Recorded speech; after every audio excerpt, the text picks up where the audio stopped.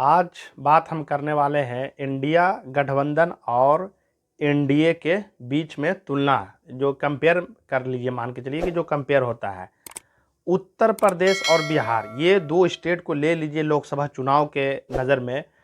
तो ये दोनों स्टेट मिलाकर 120 सीट टोटल होता है, जो कि भारतीय जनता पार्टी उत्तर प्रदेश और बिहार में अपने सहयोगी दलों के साथ में मिलकर ये दोनों स्टेट में अपना पूरा जो सीट है लोकसभा का, उसको घोषणा कर चुकी है। लेकिन अभी तक इंडिया गठबंधन में बिहार में सीट शेयरिंग तक का भी बात नहीं बना है।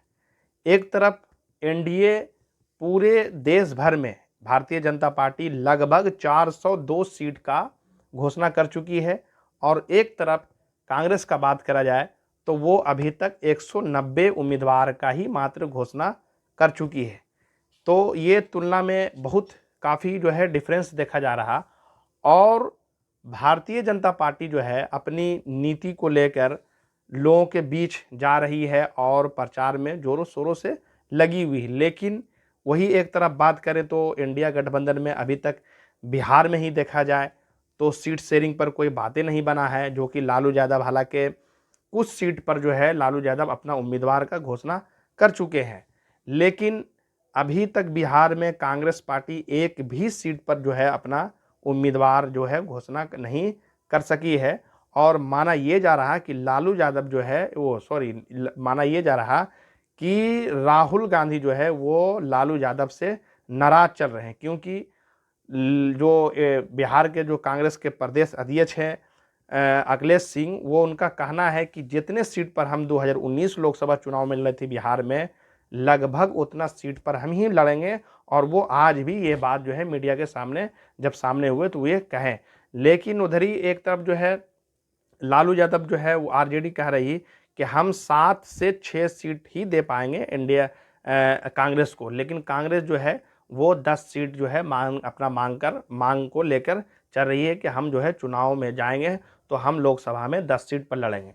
लेकिन 2019 लोकसभा चुनाव को अगर देखते हुए मद्देनजर देखा जाए तो बिहार में 40 सीट में से जब चुनाव हुआ तो एक भी सीट आरजेडी के खाते में नहीं गई, लेकिन कांग्रेस कम से कम एक सीट जो है वो जीतने में कामयाब हुई, वो वहाँ के किशनगंज से जीतने में कामयाब हुई। लेकिन उत्तर प्रदेश चले जाइए तो उत्तर प्रदेश में 80 सीट में से लगभग 60 से ज़्यादा सीट पर भारतीय जनता पार्टी अकेली जीतने में कामयाब हुई, और बाकी सीटों पे उनके सहयोगी दल जो है वो जीतने में कामयाब हुई। लेकिन समाजवादी पार्टी का जो है बहुत खराब स्ट्राइक रेट वहाँ पे रहा।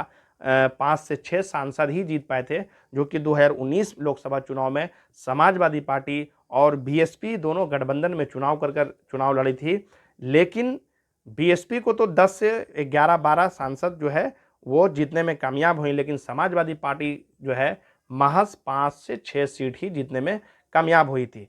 लेकिन उस समय कांग्रेस भी जो है वहाँ से चुनाव अकेले लड़ा गया था। कांग्रेस उत्तर प्रदेश में चुनाव अकेले लड़ी थी, लेकिन पूरे उत्तर प्रदेश लोकसभा लगभग 80 लोकसभा सीट वहाँ से आता है, लेकिन वहाँ पे महज कांग्रेस एक सीट ही निकालने में कामयाब हुई, जो कि राहुल गांधी इतने बड़े दिग्गज परिवार से आते हैं, लेकिन फिर भी वो अपना सीट जो है बचाने में कामयाब नहीं हुई थी। और सोनिया गांधी जो है अपना सीट बचाने में कामयाब हुए थे। राहुल गांधी 2 सीट से चुनाव लड़े थे, एक जो है केरला से जाके वायनाड लोकसभा चुनाव वहाँ से लड़े थे और वो जीतने में वहाँ से कामयाब हुए।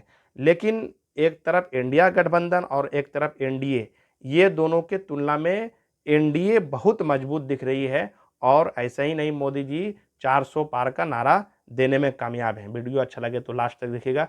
यूट्यूब पे सब्सक्राइब जरूर कीजिएगा और शेयर करना नहीं भूलिएगा।